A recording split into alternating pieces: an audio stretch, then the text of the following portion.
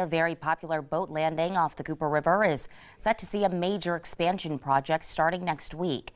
The William H. Dennis Biggins Boat Landing in Moncks Corner will close on Sunday for a project that officials say will make it easier for you to bring your boat and enjoy the water, even with a crowd. Live 5's Maya Brown spoke with the county and project leaders about the expansion and what residents can expect.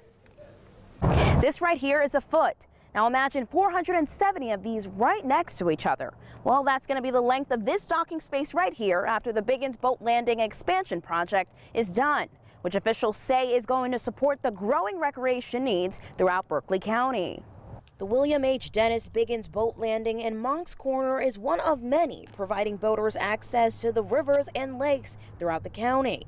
And a major expansion project led by Santee Cooper will make it easier to fit the county's growing population. The rendering that I've seen, it just screams safety, enjoyment, and a lot of different opportunities than kind of one boat getting in at a time. It's going to be, you could go fish off those piers that I've seen in the renderings, and you could catch the state or world record catfish right there. As good as anybody in a boat could catch one. And while catching that fish, officials say boaters will have increased public water access by expanding boating capacity, increasing parking, improving traffic flow, and enhancing visitor safety.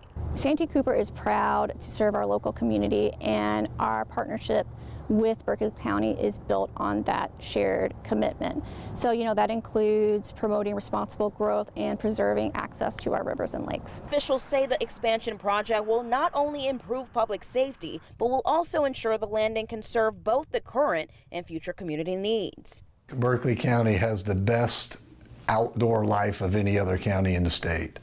I mean, you cannot duplicate our rivers and lakes and swamps and stuff like that. So providing access to those amenities for people is really, really important. The project will take more than a year, and the landing will reopen in spring 2027. Officials are urging residents who can't wait that long to use other boat landings in the area while they wait for improvements they say are about time. For Live 5 News, Maya Brown.